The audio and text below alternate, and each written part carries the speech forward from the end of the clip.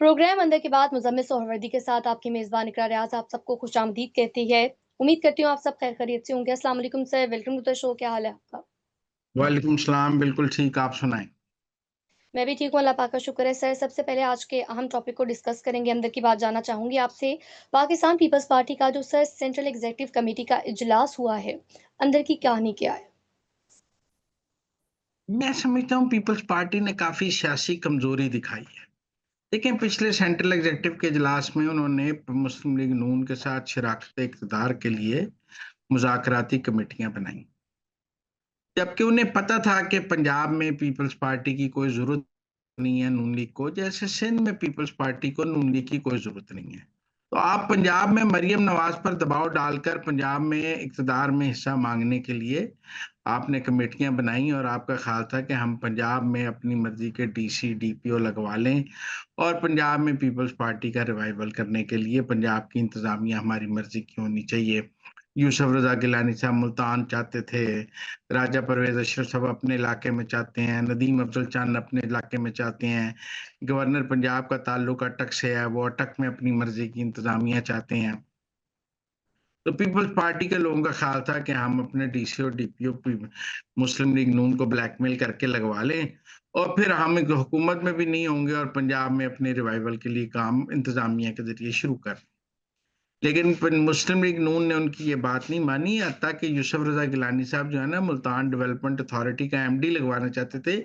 मरियम नवाज़ ने यूसुफ रज़ा गिलानी के कहने पे मुल्तान डेवलपमेंट अथॉरिटी का एमडी लगाने से भी इनकार कर दिया कि मैंने ना एलडीए का एमडी किसी नून लीग के कहने पे लगाया है, ना रावलपिंडी का, ना फैसलाबाद का, तो हम पीपल पार्टी के कहने पे क्यों लगाएँ? अफसरान सियासी सिफारिशों पे नहीं लगाए जा रहे हैं। तो पिछले 2 से 3 माह पर मरियम नवाज़ पर बहुत दबाव डाला गया और वही दबाव मरकज़ में भी डाला गया, जिसमें आप कहें कि जी ब कौमी असेंबली का बायकॉट कर देना कि पहले शहबाज़ शरीफ जो है वो कौमी असेंबली में आए, फिर हम जो है वो इजलास में आएँगे और जब शहबाज़ साहब आए तो उसके बाद ऑपोज़िशन ने जो हुल्लड़बाज़ी की उसको पीपल्स पार्टी ने एन्जॉय किया। तो तो बिलावल साहब जो है वो मुस्लिम लीग नून के साथ मुसलसल हालात ख़राब करने की तरफ ले जा रहे थे। मेरे ख़्याल में आज आसिफ ज़रदारी ने जो है, एक दफ़ा फिर इत्तेहाद बचा लिया है। अब जो ख़बरें आई हैं सेंट्रल एग्ज़ीक्यूटिव की वो ये हैं कि पीपल्स पार्टी की तमाम मुज़ाकराती कमेटियाँ तोड़ दी गई हैं और किसी को भी मुज़ाकराती कमेटी सारियाँ ख़त्म कर दी। और आसिफ ज़रदारी साहब ने कहा है कि नून लीग के साथ शराकत इक़्तिदार पर मैं खुद ही नून लीग से बात कर लूँगा। बिलावल और ये सारी कमेटियाँ ख़त्म और मैं खुद ही बात करूँगा।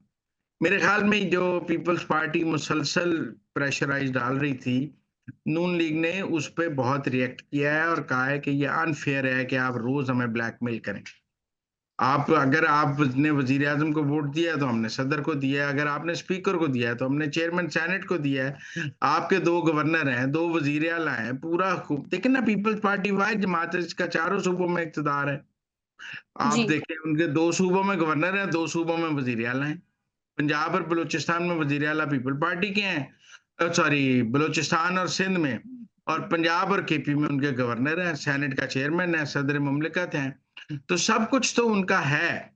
तो उसके बाद वो क्या बात करेंगे? तो मेरे ख़्याल में आसिफ ज़रदारी ने इत्तेहाद बचा लिया है और उन्होंने इत्तेहाद बचाकर तो बड़ी सिंपल कहा है कि मैं खुद ही बात कर लूँगा। बिलावल आप भी छुट्टी करें और ये सारी मुज़ाकराती कमेटियाँ भी छुट्टी करें, ताकि जो है वो बात आगे चल सके। मेरे ख़्याल में जो ये ड्रामा चल रहा था पीपल्स पार्टी का, आज आसिफ ज़रदारी साहब ने उस गुब्बारे से हवा निकाल दी है और पिछली सीईसी से इस सीईसी के दरमियान जो हुकूमत को ब्लैकमेल किया जाता रहा था, वो आज मेरा ख़्याल है वो ख़त्म कर दिया जब मुज़ाकराती कमेटियाँ ख़त्म हो गई हैं।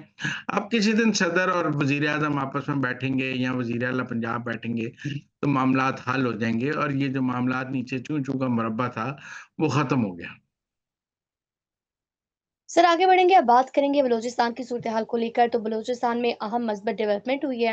हमने देखा है कि सर आज जो कमांडर नजीबुल्लाह है उन्होंने सरेंडर कर दिया और बहुत ही होशरुबा इंकशाफात किए हैं। तो इस मुतालिक आप क्या कहेंगे? एक नए बाब का आगाज़ है? नहीं, मैं तो इसको बहुत रियासत की गलत पॉलिसी समझता हूँ। देखिए, अगर नजीब एक दहशतगर्द है, तो फिर 4 हुकूमती वज़ीर उसके साथ बैठ के प्रेस कॉन्फ्रेंस कर रहे हैं, ये कौन-सा मुल्क है और ये कौन-सी रियासत है और ये कौन-सा कानून है?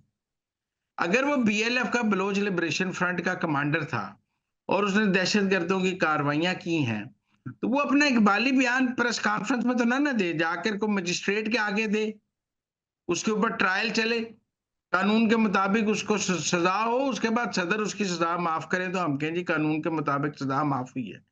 लेकिन ये जी। जो आप ग्लोरीफाई करते हैं टेररिस्टों को, यूं 4 वजीर बैठ जाते हैं, बीच में एक टेररिस्ट बैठ जाता है और कमांडर जो है वो अपनी दास्तान सुनाने लग जाता है कि जी पहले तो मैं बीएलएफ में था, मैं पहाड़ों पे था, अब मैं नीचे आया हूं, अब मैं फिर ऊपर चढ़ जाऊंगा।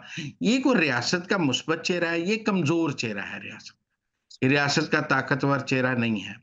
हमने देखा है कि बलूचों को अपीजमेंट की जो पॉलिसी है वो हमेशा काउंटर प्रोडक्टिव रही है। Once a terrorist is always a terrorist, जब तक कि आप उसे कानून के मुताबिक सजा नहीं देंगे।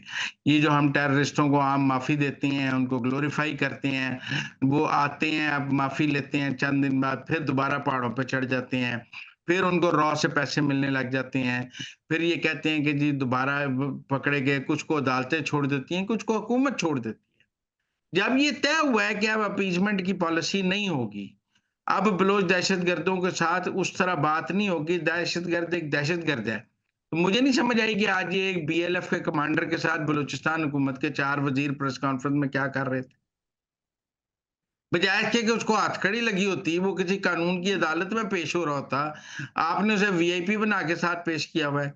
तो कल आप टीटीपी के कमांडर के साथ भी वजीर दफा की प्रेस कॉन्फ्रेंस करा दें, परसों बीएलए के साथ भी करा दें, बलोच लिबरेशन आर्मी के साथ भी, फिर सारी टेररिस्ट ऑर्गेनाइजेशनों के कमांडर जो हैं वो हुकूमती वुजरा के साथ बैठ के प्रेस कॉन्फ्रेंसें करेंगे और अपना जो है अपना ग्लोरीफाई करेंगे अपने आप को कि मैंने बड़े साल ये दहशतगर्दी की है, अब रियासत ने मुझे माफ कर दिया है, फिर दोबारा शुरू कर देंगे। तो मैं तो इसके को खास हक में नहीं हूँ। मेरे ख्याल में पाकिस्तान के आइन और कानून में इसकी कोई गुंजाइश नहीं है। मेरे ख्याल में ये कोई कानूनी तरीक़ाकार भी नहीं है। मेरे ख्याल में इसको पॉज़िटिवली नहीं देखा जा सकता और ये कोई अच्छी पॉलिसी नहीं है। अगर बलूचिस्तान में चूँकि दहशतगर्दी की आग लगी हुई है, तो दहशतगर्दी की जो आग है, वो यूँ कमांडरों को आम माफ़ी देकर उनके वुज़रा के साथ प्रेस कॉन्फ्रेंसें करके ख़त्म होगी। नहीं खत्म होगी। वो तब होगी जब आप दहशतगर्दी का कला कमा करेंगे, जब आप दहशतगर्दों को कैफ़रे किरदार तक पहुँचाएँगे। आप उन्हें वीआईपी बनाएँगे तो दहशतगर्दी तो नहीं खत्म होगी। मेरे ख़्याल में तो आज की प्रेस कॉन्फ्रेंस जो है वो बड़ी पैथेटिक है। ये रियासत का कोई बहुत ही कमज़ोर चेहरा आज हमको दिखाया गया है।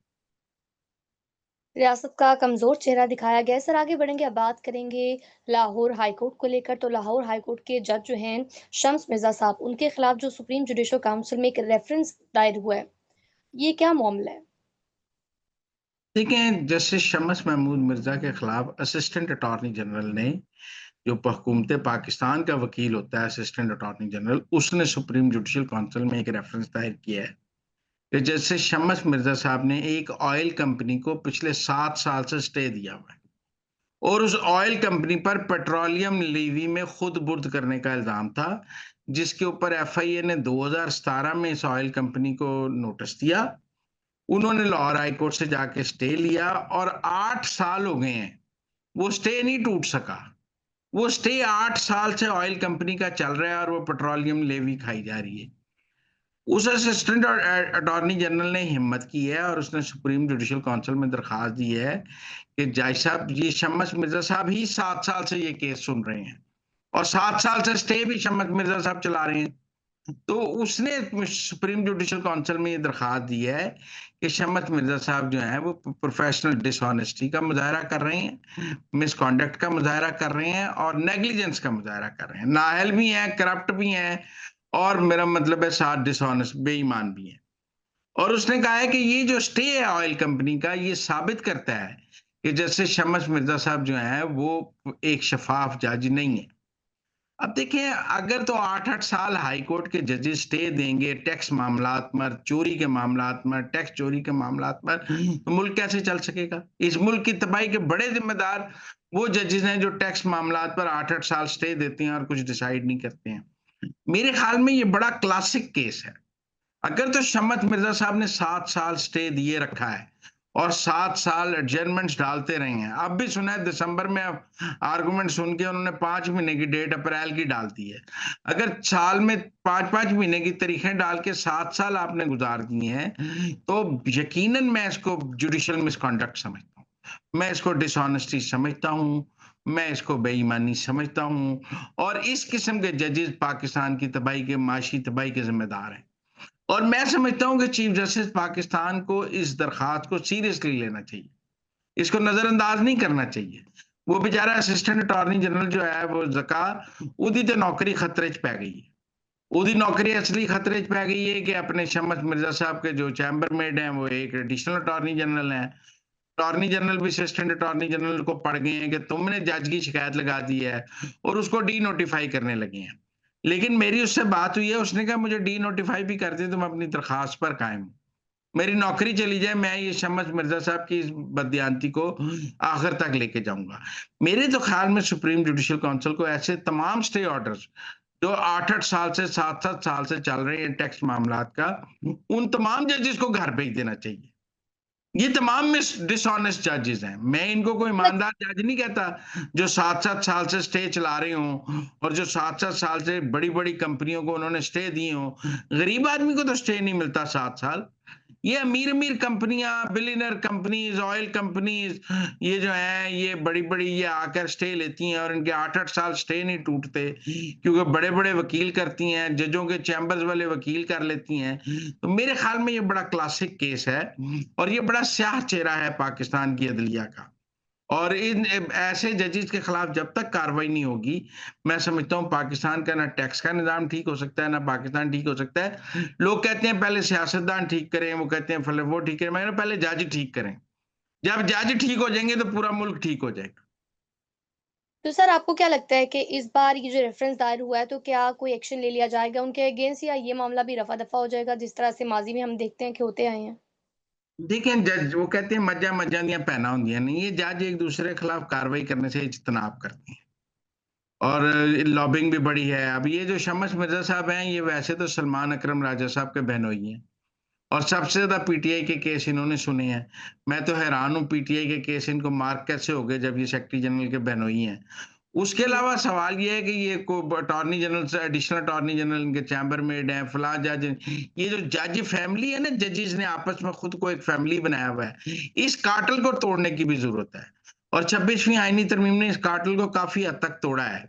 लेकिन मैं समझता हूँ कि हुकूमत को भी इस पे एक्शन लेना चाहिए, उस असिस्टेंट अटॉर्नी जनरल के साथ खड़े होना चाहिए और इस जज के खिलाफ भी एक्शन लेने के लिए गवर्नमेंट को खड़े होना चाहिए कि ये 8 साल से जो स्टे देगा जज, वो जज नहीं रह सकता। ठीक हो गया तो नाज़रीन ये थी आज के अंदर की बातें आपसे मुलाकात होगी अगले प्रोग्राम में। तब तक के लिए आप हमें दीजिए इजाज़त। अल्लाह निगहबान।